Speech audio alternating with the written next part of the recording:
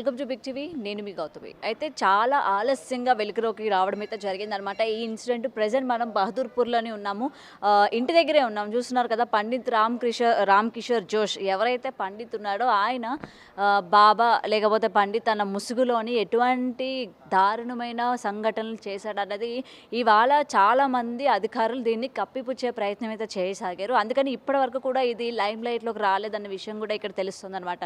అయితే ఇంతకీ ఈయన ఏం చేశాడు ఏంటి అనేది మనం ఒకసారి కానీ తెలుసుకుంటే, ఒక పాపని అంటే పేరెంట్స్ ఇక్కడికి తీసుకురావడం జరిగిందనమాట. అంటే సంథింగ్ మనం నార్మల్గా బాబాల దగ్గరికి ఇలాంటి పండితుల దగ్గరికి జాతకాలు చెప్పమనో లేకపోతే వేరే వేరే విషయాల గురించి మనం తీసుకొస్తూ ఉంటాం కదా. అలాగే ఈ పాపని ఇక్కడ తీసుకొచ్చినప్పుడు ఏంటంటే ఆ పేరెంట్స్ని బయట ఉంచేసి ఆ పాపని లోపలికి తీసుకువెళ్ళి నగ్నంగా పూజలు చేయిస్తున్నాడు అన్న విషయం కూడా ఇక్కడైతే తెలుస్తుందన్నమాట.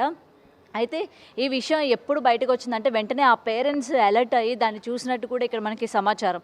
అయితే చూసిన తర్వాత వెంటనే పోలీసులకి ఇన్ఫామ్ కూడా చేయడం జరిగింది. ఆయన ఇన్ఫామ్ చేసినా కూడా పోలీసులు కూడా దీని మీద యాక్షన్ తీసుకోలేనట్టు కూడా తెలుస్తుంది. ఎందుకంటే ఇవాళకి ఇన్సిడెంట్ జరిగి దాదాపు 4-5 రోజులు కూడా కానిస్తుంది అనమాట. 4-5 రోజులు అయినప్పటికీ ఇటువంటి వాళ్ళ మీద ఎందుకని యాక్షన్ తీసుకోవట్లేదు? పండిత్ లేకపోతే బాబాలు అని చెప్పి దొంగ ముసుగులోని వీళ్ళు చేస్తున్న అక్రమాలు కావచ్చు, లేకపోతే వీళ్ళు చేస్తున్న ఆడవాళ్ళ పట్ల వీళ్ళు చేస్తున్న పూజలు అన్న పెట్టి దాని లోపల చేస్తున్న వాటి గురించి ఇవాళ ఎవ్వరికీ కూడా తెలియదు.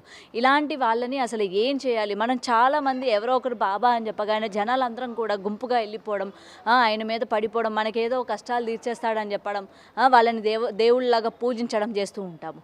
ఇదేనా అని చెప్పి కూడా చాలామంది ప్రశ్నిస్తున్నారు. అయినా సరే ఒక చిన్న పిల్లల్ని లోపలికి తీసుకుపోయి నగ్నంగా అర్ధనగ్నంగా పూజలు చేయించడం అనేది ఎంతవరకు కరెక్ట్? అసలు దీనికి సంబంధించి ఎటువంటి పూజలు చేస్తూ ఉన్నారు, ఏ టైప్ ఆఫ్ పూజలు ఇక్కడ చేస్తూ ఉన్నారు అన్న విషయాలు కూడా తెలియాల్సి ఉంది. ఇక్కడ మనం చూస్తే చుట్టూ కూడా ఇక్కడ అందరూ కూడా బెంగాలీస్ ఉన్నట్టు కూడా తెలుస్తోంది. అండ్ వీళ్ళ రిలేటివ్స్ అండ్ వీళ్ళు కూడా ఇందులోనే ఉంటున్నారు. పైన వీళ్ళ రిలేటివ్స్ ఆల్రెడీ ఉన్నారు. మనం విజువల్స్లో కానీ చూసుకున్నట్లయితే వాళ్ళు వచ్చి చూసి మాకేం సంబంధం లేదు అన్నట్టు వాళ్ళు లోపలికి అయితే వెళ్ళిపోయినట్టు కూడా తెలుస్తుంది. అండ్ వాళ్ళ అబ్బాయి కూడా లోపలే ఉన్నట్టు కూడా తెలుస్తోంది. ఏది ఏమైనా సరే ఇటువంటి పూజలు ఈయన ఇప్పుడే చేశాడా? గతంలో కూడా ఇటువంటి పూజలు ఏమైనా కూడా చేశారా? చేస్తే ఎందుకు చేస్తున్నాడు? ఇంతవరకు చేస్తున్నా సరే ఎందుకని దీన్ని బయటికి తీసుకురాలేదు? ఒకవేళ బయటకు వచ్చినా ఎందుకని దీన్ని కామప్ చేస్తున్నారు? కామప్ చేసే ప్రయత్నం ఎందుకని చేస్తున్నారు? ఇన్సిడెంట్ జరిగిన 4-5 రోజులు అయినప్పటికీ కూడా ఎందుకని తగిన యాక్షన్స్ తీసుకోవట్లేదు? అటు పోలీసులు కానీ ఇప్పుడు ఏంటంటే మనకు వినిపిస్తుంది పోలీసులు ఆయన్ని అదుపులోకి తీసుకున్నట్టు కూడా తెలుస్తోంది. అయితే ఎందుకని ఇంత లేటుగా తీసుకున్నారు? ఎందుకు ఇంత లేటుగా ఆయన్ని అదుపులోకి తీసుకోవడం జరిగింది? ఇన్సిడెంట్ జరిగిన వెంటనే ఎందుకని అదుపులోకి తీసుకోలేదు? ఇలా చాలా అనుమానాలు అయితే దీని మీద వ్యక్తమవుతున్నాయి అన్నమాట. ఏదేమైనా ఈ అమ్మాయి బాధితురాలు లేకపోతే ఈ సంబంధించి ఇంకా ఎంతమంది అమ్మాయిలు ఉన్నారు? అసలు ఈయన ఎటువంటి పూజలు చేస్తూ ఉన్నారు? ఇక్కడ చూస్తున్నారు కదా, మనకి ఎంట్రన్స్లో ఒక రూమ్ ఉంది, డోర్ ఓపెన్ ఉంది. ఆల్రెడీ అందులోని దీపాలు అవి కూడా పెట్టుకొని ఉన్నారనమాట. పూజ అది కూడా ఏదో చేస్తున్నట్టు కూడా మనకి కనిపిస్తోంది. అయితే ఇంత పూజ చేస్తున్నప్పుడు ఆల్రెడీ ఇందులోని నేను లేడీస్ని కూడా చూడడం జరిగింది. పై ఫ్లోర్లో వీళ్ళకి సంబంధించిన కుటుంబ సభ్యులు లేడీస్ కూడా ఉన్నారు.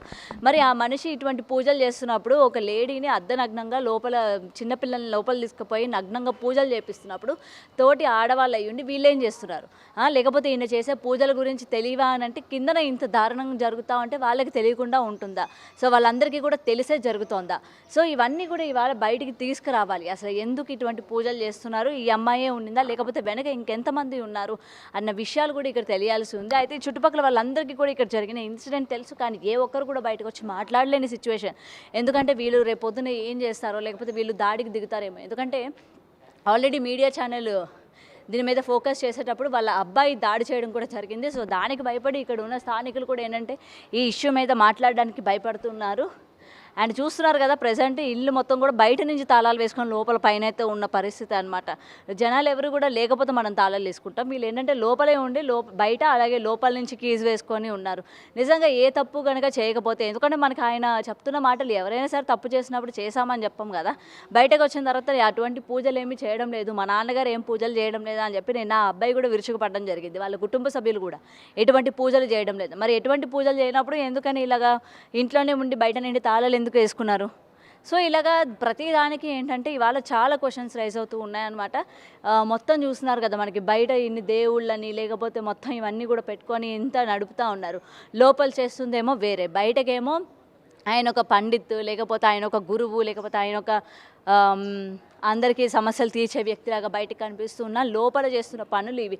ఇవాళ ఈయనొక్కడే కాదు, చాలామంది ఇలాగే బాబాలు అని చెప్పుకొని దొంగ బాబాలు అని చెప్పి పేర్లు పెట్టుకొని బయటకు వచ్చి భక్తులకి కష్టాలు తీరుస్తున్నట్టు, లేకపోతే ఏదో ఒకటి మేము తీరుస్తాము, లేకపోతే మీకు అండగా ఉంటాము, మేము కలియుగ దేవుళ్ళం అన్నట్టు ప్రవర్తించే తీరు మనం ఇతనొకటే కాదు, ఎప్పటికప్పుడు పుట్టగొడుగుల్లాగా పుట్టుకొస్తూనే ఉన్నారు ఇలాంటి బాబాలు. కానీ జనాలు కూడా వాళ్ళనే నమ్ముతూ ఉంటారు. అలాగే లోపల వాళ్ళు చేసేవన్నీ ఏంటి, ఆడవాళ్ళ మీద లైంగిక దాడులు చేస్తూ ఉంటారు, లేకపోతే ఆడపిల్లలకి అసభ్యకరంగా ప్రవర్తిస్తూ ఉంటారు, ఇలాగ నగ్నంగా పూజలు చేస్తూ ఉంటారు.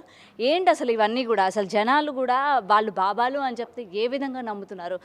దేవుళ్ళ మీద పెట్టుకోవాల్సిన నమ్మకాన్ని ఇలాంటి దుర్మార్గుల మీద నమ్మకం పెట్టుకుంటున్నారు. ఇలాంటి వాడు చెప్పినవన్నీ చేస్తూ ఉన్నారు. చిన్నపిల్లల్ని కావచ్చు, లేకపోతే పెద్దవాళ్ళని కావచ్చు, ప్రతి ఒక్కరిని కూడా ఇవాళ ఇలాంటి వాళ్ళకి బలి చేస్తూ ఉన్నారనమాట. వాళ్ళు ఏం చెప్తే అది చేయడం, వాళ్ళు ఎలా అంటే అలాగ తలూపడం, ఇలాంటి పరిస్థితులన్నీ కూడా మనం ప్రతి చోట చూస్తూనే ఉన్నాం. ఎక్కడో ఒక చోట ఇలాంటి వాళ్ళు ఉంటూనే ఉన్నారనమాట. మరి ఈయన బాధ్యతలు అంటే ఈయన సంబంధించి ఇంకెంతమంది పిల్లల బాధ్యతలు ఉన్నారు, లేకపోతే పెద్దవాళ్ళు ఇంకెంతమంది ఉన్నారు, ఇంకెంతమందిని వీడు ఈ విధంగా చేశాడు అన్న విషయాలు కూడా ఇక్కడ తెలియాల్సి ఉంది. అండ్ పోలీసులు కూడా అదుపులోకి తీసుకున్నట్టు మనకు తెలుస్తుంది కదా. సో పోలీసులతో కూడా మాట్లాడదాం, అసలు ఏం తేలింది ఏంటి, ఇంకెంతమంది ఉన్నారు దీని వెనక అన్న విషయాలు కూడా తెలుసుకునే ప్రయత్నం అయితే చేద్దాము. ప్రజలు వీళ్ళ కుటుంబ సభ్యులు ఎవరు కూడా బయటకు వచ్చి మాట్లాడట్లేదు, ఎందుకంటే తప్పు ఉంది కాబట్టి వాళ్ళు ఎవరు కూడా బయటకు వచ్చి మాట్లాడలేని పరిస్థితులు అనమాట.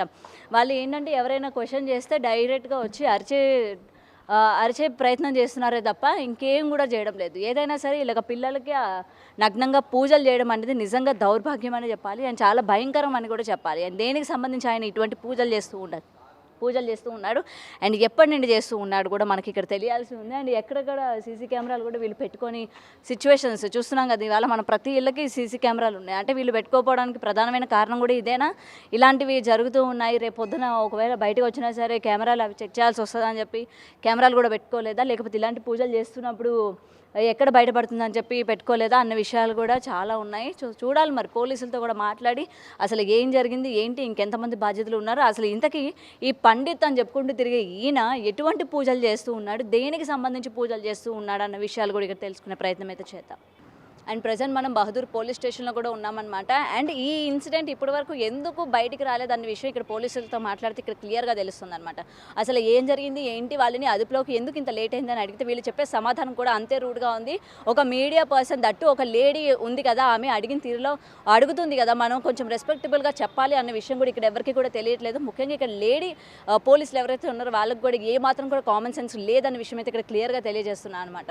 అయితే ఆయన్ని ఏంటంటే ఆల్రెడీ అదుపులోకి తీసుకున్నామని కూడా చెప్తున్నారు వీళ్ళు, అదుపులోకి తీసుకున్నారు. అండ్ శాంతి పూజలు నిర్వహిస్తూ ఉంటాడు అని కూడా ఇక్కడ వీళ్ళు మెన్షన్ చేస్తున్నారు.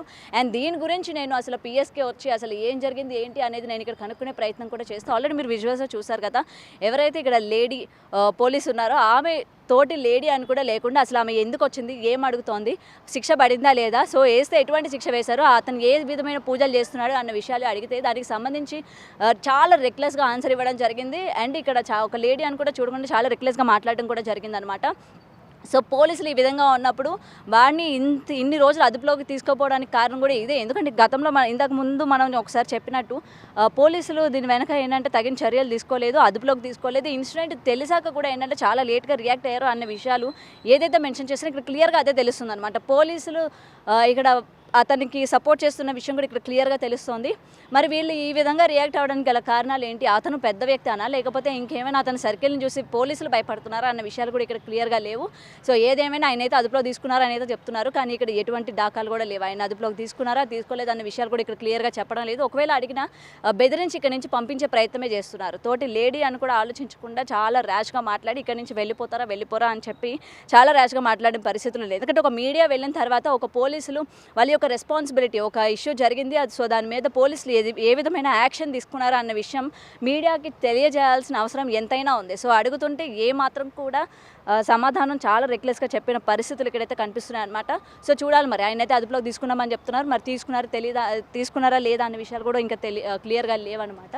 సో మరి దీని వెనక ఇంకెవరెవరు ఉన్నారు, అసలు ఆయన ఎటువంటి పూజలు, ఇంకెంతమంది అమ్మాయిలు దీనికి బలయ్యారనే విషయాలు కూడా ఇంకా తెలియదు. అండ్ ఎవరైతే అమ్మాయి దీనికి బలైందో వాళ్ళ యొక్క పేరెంట్స్ వచ్చి కంప్లైంట్ ఇచ్చినట్టు కూడా తెలుస్తుంది. కెమెరామెన్ సంచుతో గౌతమి రిపోర్టింగ్, హైదరాబాద్.